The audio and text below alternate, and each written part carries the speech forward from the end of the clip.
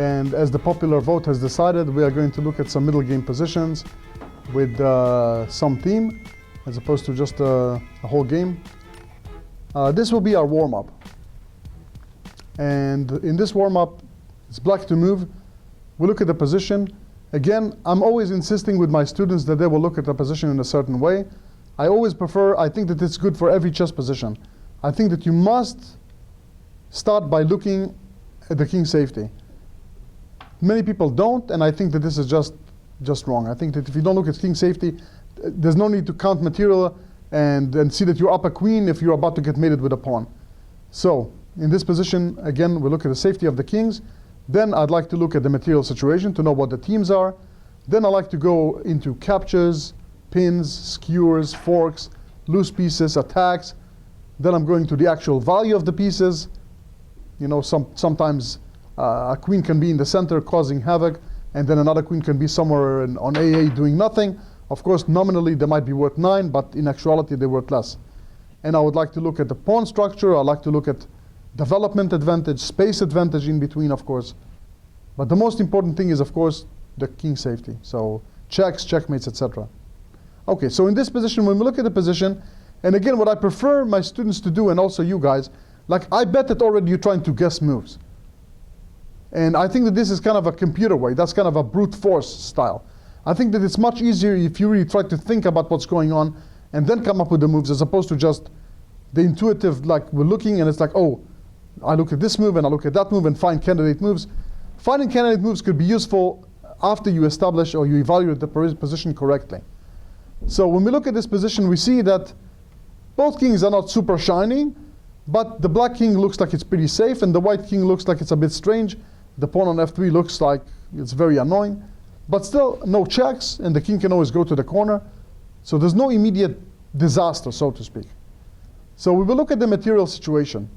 We're looking at the material, we see that white is up in exchange, right?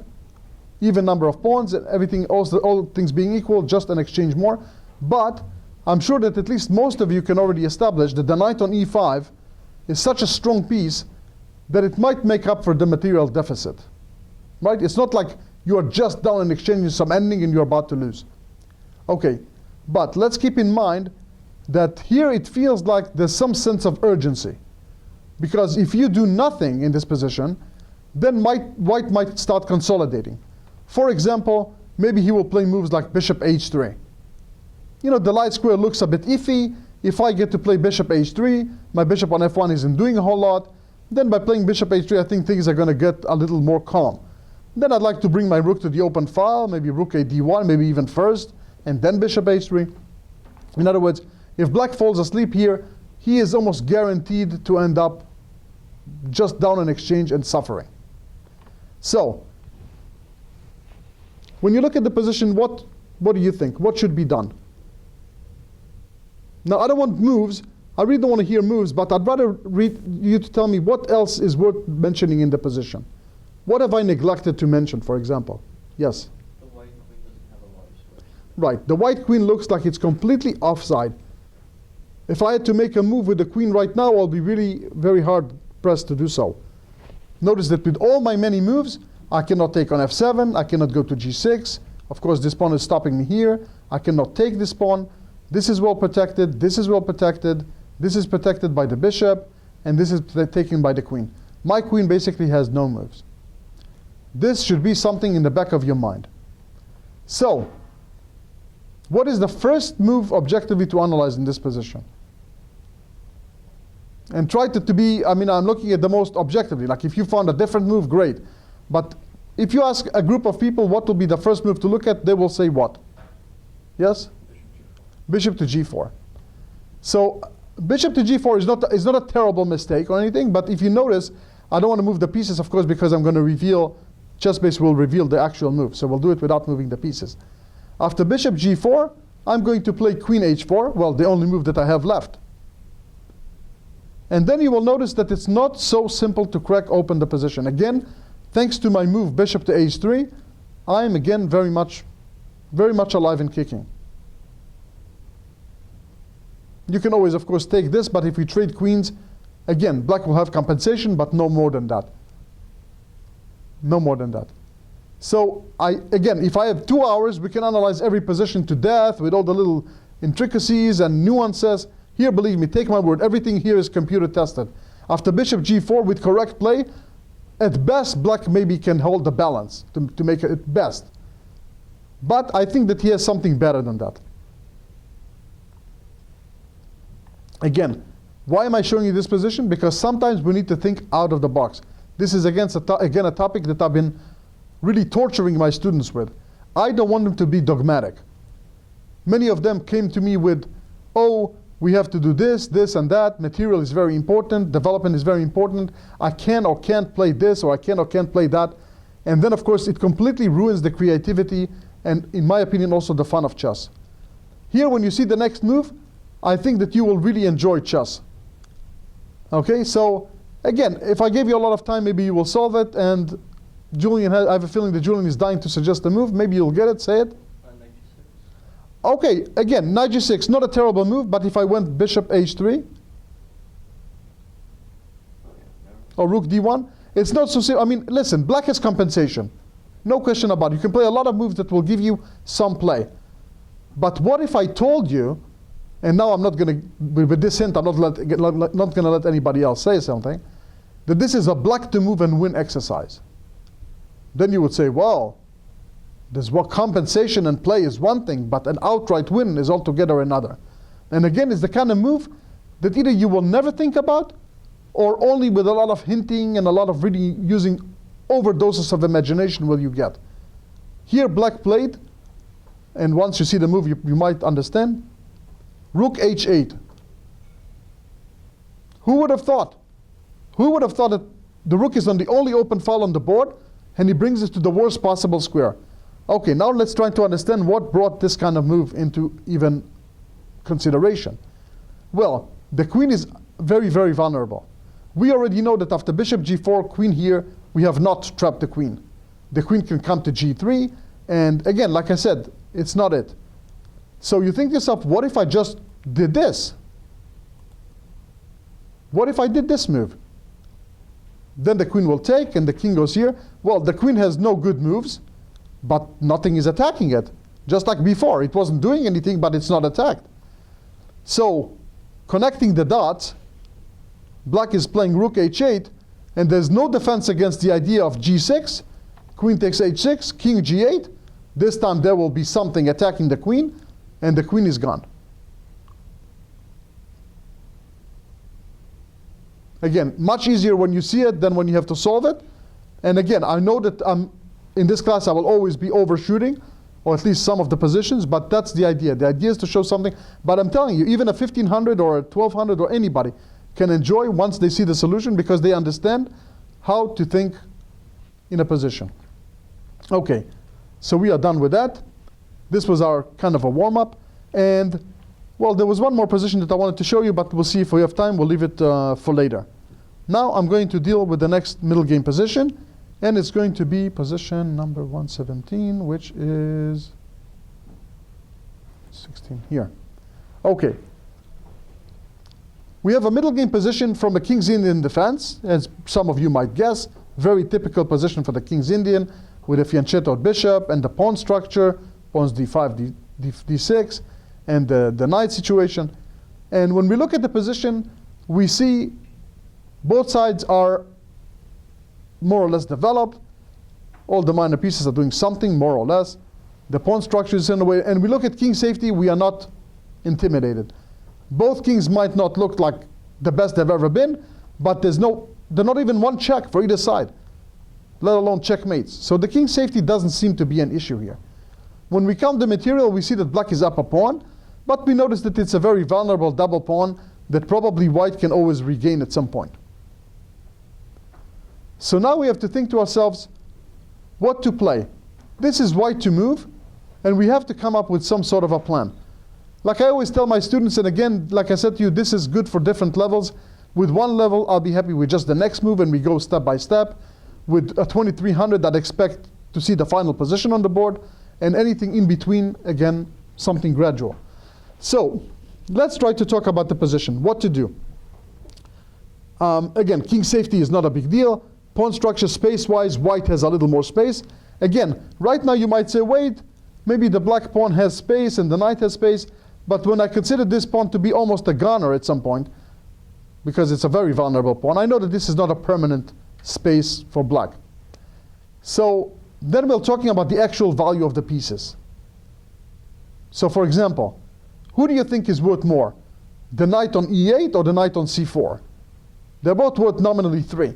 But I'm sure all of you can see that the knight on c4 is sitting pretty, cannot be kicked out, and this guy, well, almost on the worst possible square on the board. But again, we must keep in mind that this knight is not doomed forever to sit here. If you give him a chance, he might play out and start getting active. Okay, what's more about good and bad pieces? Who could tell me? Who can participate and help me a little bit? Don't be afraid to say it. I mean, what is the worst? You're going to be wrong? I've been more wrong than right in my life, so. What do we think about this bishop d7? Is that a good piece or a bad piece? Think of the scope. How many moves does he have? Can I go here? No. Can I go here? No. Can I go here? No. Can I go here? No. Can I go here? No. And can I go here? No. And when I go here and white plays g4, that's also a no. So in my book, the bishop on d7 is not the sharpest tool in the shed, right? It's not exactly it. So knight and bishop, not so strong. How about this bishop? Nah, also I'm not impressed. Normally the bishop on g7 is on some open diagonals and is really shooting. Sometimes even the white king is here, then it's really a nice party. Now he's blocked behind his pawn and can't even go here. Not very impressive, right? Okay. How about the white pieces? This is not a bad bishop, but again, not super, but I mean, it's like, we know that there's a capture here, and he's controlling this diagonal. We know the knight on c4 is a pretty nice piece. Knight on c3 is okay, hitting this pawn and hitting some squares. And the bishop on f1, again, not the greatest. He's protecting this pawn, and he's on 2 diagonals, but he's not amazing. Now we have to think of some sort of a plan. What do we need to do in this position? So, I can tell you that many times, I hear from my students that they want to play some move, like let's say queen d2 or queen c2, developing the queen, connecting the rooks, just like they were told, right? They were taught, what do you have to do? Control the center with your pawns and pieces, castle to keep the king safe, make sure all the minors are developed, and then move the queen, connect the rooks. Okay, very nice, just like a good little robot. But in this position, it's really not the best idea. And second of all, you can see that black has an idea of playing a move like knight d3. And now one of 2 things. If you move the rook to e2, then my knight is kind of cute on d3. Maybe I can even shift it to b4. I can do whatever I want. And if you take it with the bishop, and I take with the pawn, then first of all, I managed to get a bishop for a knight. I have 2 bishops, which is always a nice thing for later if I get to open the position. The pawn moved from here to here, which means maybe this pawn can move as well and make this bishop alive. And the bishop is going to be attacking this pawn here, because this bishop already got traded if the knight jumps to d3. So we know that black has the idea of playing knight d3 in the position. Now, here we have to use a little imagination. We can already see that if we manage to get a knight to this square, which is very easy, right? I mean, the knight can at some point come here. That's going to be one heck of an octopus knight. Offense, defense, sideways, going to have lots of moves like a star. And no black pawns to kick it. There's no f-pawn period. And while you have a d-pawn, I also have a d-pawn, which means basically you don't have a d-pawn to kick me. So the knight on e4 is going to sit pretty. So now white is starting to develop a dream. His dream is, okay, my knight is on e4. Which black piece would I like to have my knight counter? If I'm white, from white's point of view, what is the worst piece for black to have left on the board against that knight? I'm expecting to see every hand up. Again, I'll ask maybe more clearly. The white knight is here on e4. Black has a minor piece to counter that knight. Which is the worst of the 4 pieces to leave black with? One that will never be able to kick that knight out, ever. He wouldn't be able to come here like the bishop. He wouldn't be able to take like the knight. He wouldn't be able to come here with the knight like do this, which means it's the bishop on g7 can never hit the light square on e4. So this is the white dream. The white dream is, if the bishop is on g7 and I have a knight on e4, we're going to have a classical case of good knight versus bad bishop. Now, some of you might say, well, you know, my dream is to marry the Miss America, but you know, she's not exactly available to my whims. This is so many pieces on the board. What is this kind of a dream? But let's see if we can make some progress. Step one is the obvious. With black threatening knight d3, I must eliminate this knight on c5. Also, it's a step in the right direction. If you take with the pawn, in the game you took with the rook. If you take with the pawn, and I play a move like d6, or knight takes e4, doesn't even matter, let's say knight takes e4. This is just decisive position, decisive advantage. Like, I was really curious to see what Stockfish would say about this position. Just curious, like a good computer, what would he say? I knew he would say white is much better, but I was wondering by what margin. Pawn and a half, 2 points, less. He said that white is up a rook in this position. Okay, you understand how good this is?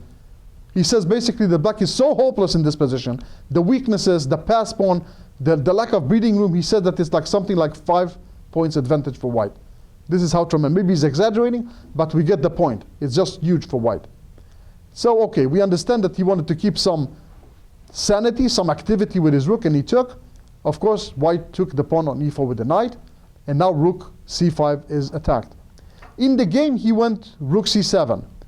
Some of you might wonder, what's the difference? Why didn't he go rook c8? So let's try it out, rook c8. And now we can play knight takes pawn. Free pawn. Let's say knight takes knight, knight takes, and now we looked at the knight. The queen is opposite the knight, right? All you have to do is move the bishop to a painful way. So let's pretend bishop a4, hit the queen. And normally this would be, if I take the queen, of course the queen will take the knight. But knight takes b7, simply answering fire with fire. And any which way you look at it, white is going to end up a pawn up. Trust me, this is checked with computers. A pawn up in the ending with all the winning chances in the world. The only one variation to check is what happened after takes, bishop c2. You attack the rook and attack the knight. Rook c1. Now, if you take the knight, I will take the bishop. So bishop h6. For a moment, it might look like, uh-oh, it looks like white made a mistake. But no, everything is totally under control. Knight c6. Saving the knight. Attacking the bishop. When you take my rook, I take back. And I'm combining two ideas. One is to take this bishop. And the second is knight e7 check. Forking the king and the rook. White is about to win his material back. And again, with an extra pawn, this is just a question of technique. White is just completely winning. Completely. I know, this is far-fetched. This is like, when I analyze with 2300, that's the variation I expect them to give me. And if not, they get whipped. So, yeah. But again, in a normal class club players, that's not what I'm expecting, but I'm sure that everybody understands that this is like, you take, I take, and at the end I just have an extra pawn. That's it, simple enough. So black's idea was to play rook to c7. Now, in this sequence, when the knight will take on b7, the rook is going to take back, and the pressure against the b pawn is going to be enough compensation. So for example, knight takes d6. I don't want to move the pieces because it's going to show the move. Knight takes d6. Knight takes. Knight takes. Bishop takes a4. Knight takes b7.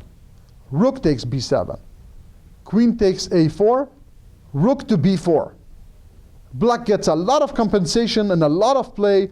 He is already attacking my queen. He's going to pile up against this b pawn. Even though white has an extra pawn, it's not free and clear like before, but for a lot of comp, a lot of play for black. And one thing I want you guys to always try to keep in mind when you win material is counterplay. If you have a pressure in the position and you're about to cash in for material and your opponent is going to get play, counterplay, you have to rethink twice if it's worth the material. Especially when just playing normally without cashing in will maintain pressure, will maintain your opponent where he is in a bind. It's almost always the better option. So in this position, again, what should we do? The first move is super easy. Just begs to be played. You know, how can we improve the position? We cannot take on d6. We don't want to win. This is not the kind of material we want. So, knight b6, obvious. The knight can hop to a beautiful square. Well, the knight is about to take the rook on a8. I suggest the rook on a8 move. There are no other tricks. If you go to a7, that's where you're going to sit for a very long time. So he will go rook b8. And now comes a counterintuitive move. But if you remember our dream, our goal, then that move is as natural as the sun in the morning. Normally in this position, never in your life you would say, I'm going to trade my monster knight for this doofus on d7? This guy cannot go here, cannot go here, cannot go here, cannot go here, here or here. And we know that with g4 he won't even be able to go to f5. What a weak bishop. I'm going to trade my knight that's not letting this rook make one legal move for the bishop. The answer is yes. That's flexible mindedness. That's understanding that the end justified the means. The knight on b6 is beautiful, but the bishop maybe can go to f5 and trade. Maybe later on the queen can move, the knight can challenge the knight on e4. That rook is going to get out of jail to one of the, maybe to f8 for example. So yes, we are trading the knight for the bishop. And black takes back. Doesn't matter if you take with the rook or the queen. And again, the next move is again very natural. Bishop to b5. Beautiful new home for my bishop. And the rook goes to e7 because the queen doesn't want to be overloaded with defending the knight in d6. And once again comes a counterintuitive move. But once again, it sits perfectly with our plan in the game. Bishop takes knight on e8. And again, if I show you this position and told you what should white play, many would never think of taking the knight on e8. How dare I? The bishop is so pretty here on b5, cannot be kicked, cannot be touched, and this knight is not doing anything. Why would I trade my developed piece for your undeveloped piece? The reason is, in this position, we're going to play a knight versus bad bishop. If you wait 1 second and my knight comes to f6, he is going to challenge my homie right here on e4, and there's no way I'm going to allow that. That knight on e4 was destined not to be challenged. So, bam, takes, rook takes. Again, with a series of pretty forced moves, we have arrived at the position where our dream have been materialized. We have a great knight, and the opponent has a bishop that no matter what you do with it, you just can't find a good home. My knight is just all over the place, attacking the weakness, controlling the king side, defending whatever I need to defend, just a monster knight. But, let me tell you the news. Just because I have a great knight against a bad bishop, my opponent is not going to say, oh, you have that, I'm resigning. That's it, I'm done. There is still a win to be found here. So again, let's continue. Now white says, well, if I have a dominant knight against a very passive bishop, I want to open up the position and I want to start getting my pieces into the game. I have 3 major pieces that have not shined yet, and they are not on open files or anything. Sure, I could play rook c1. Is it enough? Is this what I need to do? Or should I initiate another weakness? And white indeed played the move b4, bursting open with the idea of tickling the pawn on b7. Now, black doesn't have the luxury of playing moves like b6. If he makes moves like b6, then white might play moves like b5, and then my rook is going to come here, and then my rook is going to come here. That's going to be just a disaster from black's point of view. Notice that black cannot counter. He can maybe bring his rook to here, but he could never bring it to c5. Why? Our monster knight is right there waiting for him. So just horrible, just horrible. So in the game, he decided to take, and the rook took. And now, again, I will go a little faster only because the moves are very natural, and you'll see that white is just totally dominant. Rook e7, queen up, rook d7, rook b6. Notice that the 2 weaknesses on b7 and d6 are just too painful. Queen up to defend, rook b1. And now, again, my plan is very simple. I want to go a5, and then I'm going to go a6. And with the pin, you're going to just lose everything. So, sooner or later, you've got to play this move, try to fight for the pawns. And here, again, white makes a mature decision. Some of you might say, no way am I giving the a4 pawn that is easily defended and cannot be attacked again for that vulnerable thing on b7. But white, again, saw further. He said, I can afford to do that. And here is why. He took, and you got to keep taking if you want the pawn on a4. Took and takes.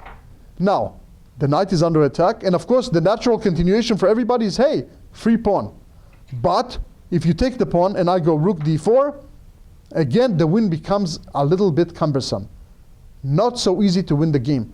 That pawn is a bit vulnerable, and my rook is right behind it. It's not easy to push it to happiness. What does white do instead? Watch the domination of the rook and the knight against the poor king. Check. Now, if you go king f7, I'm going to go knight takes d6 with check. And when your king moves, I'm going to go knight b5, clearing the way for my pawn to move, not allowing you to go behind it so easily. Just an easy extra pawn position for white with all the winning chances in the world. So black said, you know what? I'm playing this.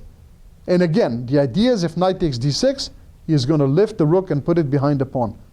But now white played a very nice maneuver. Knight to g5. What a tremendous shot. All of a sudden, black realizes he cannot untangle on f8. If he plays king up to try to untangle, knight d6 check just picks up the bishop. So he is forced to play into total passivity. Rook a7, knight e6, rook f7. And now white just improves his position. King f1.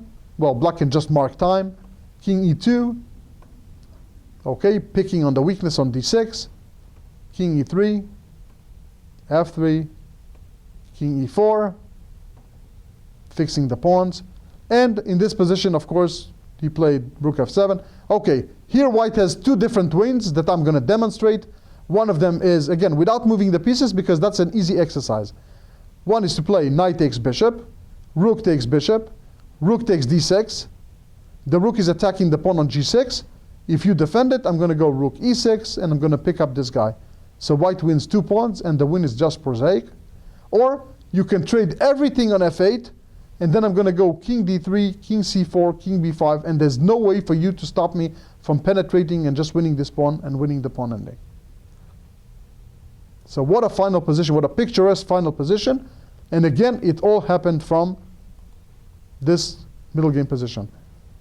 We had a dream, we realized the value of the pieces, we realized we can put a knight on a magnificent square. We knew we want to leave black with the worst possible pieces against it. And this is exactly what we have managed to execute. Okay, is this clear, or do I need to answer any questions? Any questions about this position? I think it was pretty straightforward, I think. Okay, so now I'm going to show another example that is very much in the family of the same idea. We have this position, and again, when you look at the position, again, king safety, nothing super to write home about. Both kings are not very alarmed. Notice that there are no queens on the board, so there's not going to be any amazing checkmate. We see that there are all kinds of captures and all kinds of fascinating things in the position. For example, we can play as white, bishop takes c5, and we see that the bishop is protected twice by the knight and by the rook, but black has a counter shot in knight g3 check, forking king and rook. So already the position is starting to get very rich. Black, on the other hand, is threatening both bishop takes and knight takes f2, but knight takes is not so simple because he is pinned. There's a rook behind it, and the rook is going to take the rook. So the position is kind of messy, and we have to do something against the threat of bishop takes f2 if we are white. This is something to keep in mind. It's indeed white to move. So now, let's talk about the position further. Let's talk about good pieces and bad pieces. But this is where, again, correct evaluation and foresight are essential. So for example, which is the worst black piece in the position? Of all the pieces, what is the worst, the one that looks the most awkward in this position? One that really doesn't belong in, doesn't participate. Yes? The rook on h5 looks like some sort of a relic, a reminiscent of an attack that went bluey, that just didn't succeed. It's just there, not very, very active. Okay, if we are going to leave black with the rook on h5, which one of our rooks do we like the most? Well, the rook on d7, on d1 looks really great because he can go to d7. Rook on the 7th rank, we know, is very bad news, tickling on the weaknesses, and now that also helps us understand that if we have a rook on d7, which one of our minors is going to start becoming a real monster? The bishop on a2 that is going to tickle the pawn on f7. So we already see that the bishop right now may be a little pacified, But boy, if I get it to work with the rook on d7 on this long diagonal against the f7 pawn, man, is black going to suffer. This is a weakness and this is a weakness. Okay, so now we say to ourselves, if there is a way for us to leave black with this rook and us with this rook and somehow maintain our bishop, which shouldn't be that difficult because he's not under attack and he's not in any forced exchange situation, which one of the black minor pieces is the least harmful? Is it this one, is it this one, or is it this one? And probably the knight on c6, right? The knight on c6 is the least harmful. He's not attacking anything. Right now he cannot make any forward move. Well, he can go to the rim, but even that my knight is controlling. He cannot go here because of the pawn. He cannot go here because of the bishop and the rook. And here I have another pawn. So the knight is a very, very quiet piece. But again, wanting to do it is one thing. Executing it is another. And how do we solve the problem of this bishop that is about to be captured with this bishop? So sometimes my students say, hey, Aviv, let me play the move bishop e1. It's a quiet little move. Move the bishop away. Again, I cannot take the bishop on c5 because knight g3 is going to fork. But the problem is, and again, without moving the pieces, after bishop to e1, black plays knight to d4. That knight, just a second ago, we were saying how he cannot cause any damage. He is already causing the first damage. He is bothering a rook, and believe it or not, it's already a minimum of a draw. Let's see if you can use your imagination without me moving the pieces. Bishop e1, knight to d4. The rook doesn't have that many squares to go to. Rook e3, knight c2, attacking the rook. Rook e2, knight d4, and we condense like this, and the computer says that in that position, both sides better just repeat. So bishop e1 is out. Then what do we do? I don't feel like losing a bishop. And besides, how do I even get to execute what I was hoping for? How can I get a better position from here?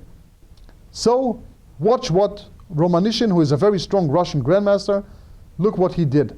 He played a move that is, again, not very intuitive. You think forward, how do I attack? But sometimes a clever retreat does it. Knight to d2. Beautiful. A beautiful little move. Now all of a sudden, we start to understand. We don't even bother to protect the bishop on f2. And like I was telling the class before me, who was a little less advanced, but still it was very relevant. If you can generate a bigger threat than your opponent, don't auto-react to his threat. This is something that I see at all levels in club play, from 0 all the way to 2000. A knight is being attacked, the hand is already on the knight. Where can I move it? Maybe you can attack a queen or a rook. You know, how about that? Sometimes it's decisive. No, the knight has to move. So in this position, rather than just sheepishly thinking of, oh, I have to move this bishop, and virtually putting your hand on the bishop and where do I move it, concluding e1, here we just think, answering fire with fire. Knight to d2. All of a sudden we realize the following. If knight takes f2, he loses the rook. That was easy. If bishop takes f2, then knight takes e4. Not only did we regain the piece, but the bishop on f2 is already loose and about to be captured. And I have a little surprise of knight takes f6, followed by rook takes the undefended rook on e8. And black would have no defense for that. So, in the game he went knight takes d2 check, but let's see it. If here, then here, I'm attacking the bishop, and I don't care where your bishop moves, whether he goes to d4 or h4 to try to control the f6 square from my knight. I don't care, because I'm going to play there anyways. And if you take me, then rook takes rook is mine to keep. So, in this position, he had to play knight takes d2 check. What else? Otherwise, I'm taking your knight. So take, and remember our desire. We want to leave black with the bad pieces and keep us with the good pieces. So which rook is going to take? Rook on d1. Of course.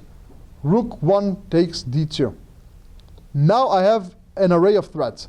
I'm attacking the rook on e8, which is unprotected. I'm also attacking the bishop on c5. For a moment, it's protected by this rook. But I have a very simple task of removing the defender. All I need to do is play the move g4, attacking a more valuable piece than the bishop. The rook will not be able to stay, and he won't be able to stay anywhere on the 5th rank. So he will have to kiss that bishop goodbye. So black has no choices. He needs to trade rooks. Now how do we take? With the king or with the rook? Of course with the king. If we take with the rook, we brought it to a file where he has no scope. We want to leave it on the d file where he has this square beautifully waiting for him. If we bring it to e2, then e7 is just not available. So king takes with the threat of g4 followed by bishop takes bishop. So he needs to take and takes. Once again, a series of really simplistic moves brought us to exactly our desire. We are left with a strong rook against the clumsy rook, the good bishop on a2 versus the knight on c6. Okay, this is, I know, at this level maybe you think, oh, maybe it's an advantage, but I can tell you at the grandmaster level, it's already decisive advantage. It's just hopeless. Here black played the second best move. He played rook c5. More interesting would have been to play rook b5. Try to not allow the rook to go to d7 so fast.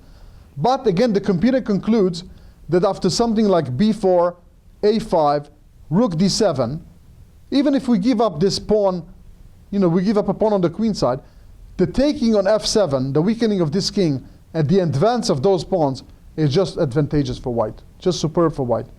Again, if we had several hours for the class, I could go over it, but I must cut it short. So, in the game he went rook c5, king e3. Again, no need to allow rook c2 check, and rook takes b2. And again, there's just no defense. There's just no defense. He played g5. Okay, b5 was another try, but rook d7 was just too strong. And now rook d7, attacking f7 and b7. And after takes, rook c2, rook takes b7. He played, of course, if you take on g2, I take on f7, doesn't matter. He played knight a5, rook check, saving the rook from being captured, and bishop d5. The bishop is dominating the knight, and I can tell you that, of course, extra pawn, bishop versus knight, and the rook ending is just superb. Of course, black resigned just a few more moves later. Super position. Understood again, right? Again, the strategy was clear. Okay, we'll have one more position to go over seriously, I think, and then I'll show you one anecdotal position, like I promised. And again, this is going to be a toughie, but I want you again to not worry whether you solve it or not, but rather enjoy it. So let's go right into that position. Okay, this position is very, very instructive. What a mess. It could not be any more asymmetrical than what we are seeing. We see that the white king is not super shining. The black king looks much safer on h8. So there's some advantage to black as far as king safety. White would have much rather had his pawn on f2 and maybe the other pawn on h2, and then he could have some sort of a fortress, and he doesn't have it now. Now let's take a look at the material situation. What is going on here? White is up 2 pawns, but we can tell that pawns are not super important in this position. There are 2 pawns on the a file. They're not very significant. They're not about to queen or anything, and the position is just rich in possibilities. Right now, we know that the knight on f4 is attacking the queen on g6 with check. There's all kinds of capturable things. Some of them are good, some of them are bad. We notice that the rook on b1 is attacking the pawn on b7. We notice that this rook is attacking the knight on d2. And this position, when I show it to 2,300 players or 2,200 players, I basically ask one question. I ask them, should black play rook captures knight on d2 check? Yes or no, and of course, why? That's the only question I ask them. Some of you might say, what? This looks just crazy. What the heck? Why would you give up an exchange for this silly knight?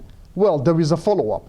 After rook takes knight, everybody quickly sees that when the queen captures on e4, forking the king and the bishop, thus winning the bishop.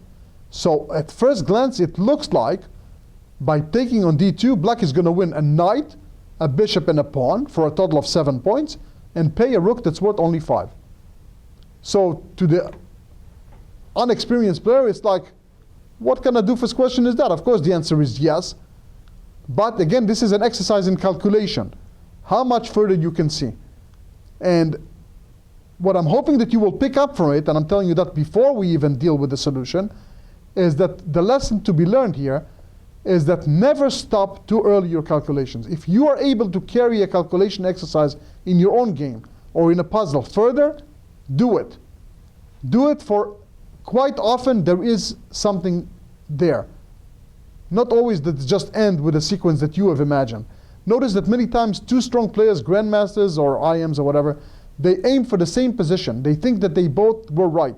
Of course, one of them has to be wrong, and oftentimes it's because of some sort of a miscalculation, misevaluation because of another move, the next move in a sequence that was unseen.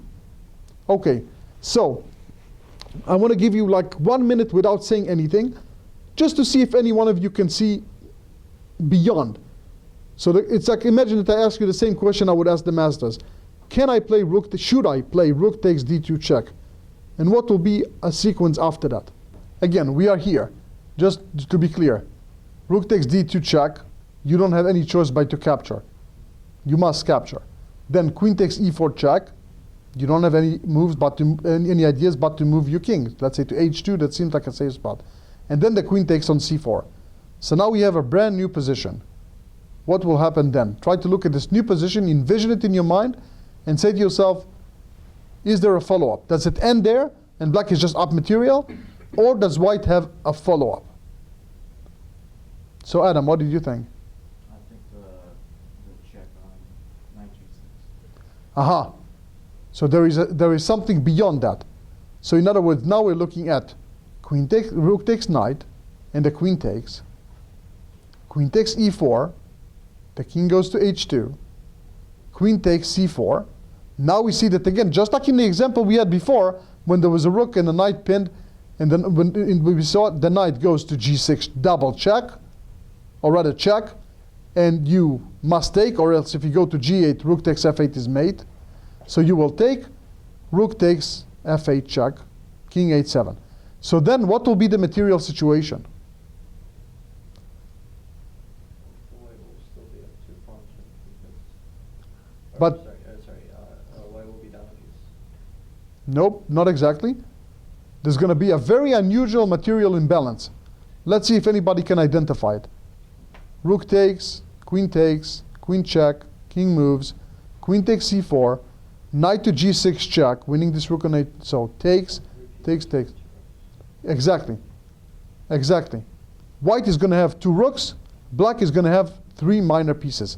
A very, very unusual imbalance, material imbalance. We don't often see it. I don't remember seeing many times when one side had 2 rooks and the other side had 3 minor pieces. Do you want to add something to the? Yeah.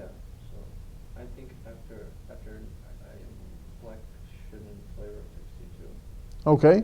So you saw something beyond after knight g6 and okay. So since we want to see it, let's tell us what do you think would happen. I think after rook b2, queen b2, queen e4, king h2, queen c4, knight g6, h g6, rook f8. And let's pause after this move for 1 second. So this was the position that was envisioned by the player with the black pieces. Wait 1 second. This is what he envisioned. He thought to himself, I have 3 minor pieces for two rooks.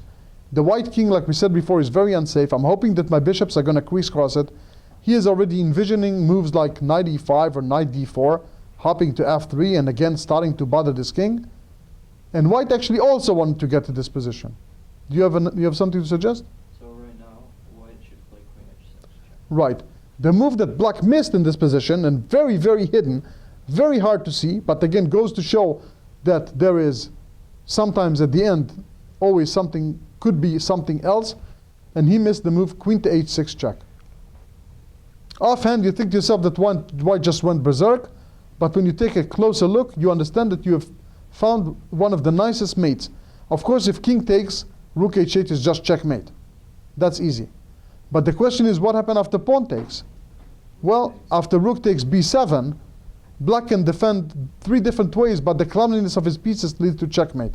So, after, for example, bishop d7, we take it, knight e7, we take it, queen f7, we take it, all for free, and mate. So indeed, the correct answer is, and again, very good, Julian, good job. Have you seen it before? No, I've seen something similar, but Like the motif you've seen before. yeah. Yeah. But many times when you show this position to a class, they can see knight g6, but most of them just stop. They think, oh, we found knight g6 check. That was the question. So they say, oh, after in this position. So yeah, I take, here, take, here, here, here. And then they're saying, well, we have to evaluate this position, which is of course correct. But again, the trick was indeed to see the impossible, which is really not easy. That after this, there is a follow-up and there is a checkmate. Yeah, very, very rare. Okay, so those were the positions that I'm showing you today, because again, we have 1 hour, but we have one last position. And again, this position belongs more to chess aesthetics and fun than it is to being instructive, because what I'm about to show you, I have never seen in practice in my life. Although, to a lesser scale, yes. This is a composition by someone by the name of Korolkov. He was a Russian composer. And this is really, in my opinion, this really illustrates, if you don't enjoy this problem, chess is not for you. This is how demanding I am. I've never met someone who didn't just enjoy this problem. So we look at the position. It looks like something that Salvador Dali painted, right? It's like totally surrealistic. It's like, what is going on here? And looking at the material situation, it's just depressing, because black is about to make 2 new queens, with check no less, trading our queens no less. You know, just a total and utter disaster. But this is a white to move and win exercise. And again, I know that I can give you a chance to solve it, and maybe you solve it and maybe not. But I know that if I was on a receiving end of it, I would like to be shown it. And I'm going to show you the solution, and I think that you're going to like it. And again, I'm going to do it in somewhat of an artistic way, because I'm going to change the move order, which makes no difference in the position, for effect, just for the sake of effect. So I can tell you that when I show it to a class and I make them solve it, or for homework, they try queen a8, and they try, I don't know, all kinds of things. I can tell you that nothing works. Computer check, nothing works. The only idea that works is the following. And hopefully, well, let's show you. Queen g3. Looks like the most paradoxical move in the position, totally ignoring the queening pawns. Now, for the sake of artistic enjoyment, I'm not going to queen the pawn just yet. But believe me, it doesn't change any difference. If you queen the pawn, I'm going to go king d7. The problem is still that I'm threatening mate here. So sooner or later, we're going to get to the same position just by transposition. What is the only move to stop the disaster? Knight takes knight. So now, if white looks really sad before, now he is looked 2 levels above sad. He lost his knight on top of everything. And the next move is from the loony bin. Queen g7 check. What? Yes, that is the solution. Only move is knight takes, and now pawn f7. And now we can do what we wanted to do. c1, queen check, king d7, d1, queen check, king c8. Black is up the kitchen sink and everything, but he cannot stop f8 checkmate. And he is losing. He is up 2 queens, a knight, and 2, 4, 5 pawns. But the one lonely white pawn who is about to be a queen is beating it. Very aesthetic, right? I don't know, it's very instructive, because I have never used one pawn of mine to beat a whole army. But I think that this is just the beauty of chess. From nowhere, one pawn just beat the whole black army. So again, starting from this position looks totally hopeless. For white, any try is just failing. Your knight is attacked and queen. But sacrificing a knight, sacrificing a queen, allowing 2 new queens, and winning. And then instead of making a queen, you make a rook. Yeah, you can. Yeah, well, I mean, if the knight doesn't move, I'll make a rook. If the knight moves, I can assure you I'll have to make a queen. But you're right. Rook right now is sufficient at this very moment. Okay, guys, I thank you very much for your time, and that's all I have for you for today. Thank you very much.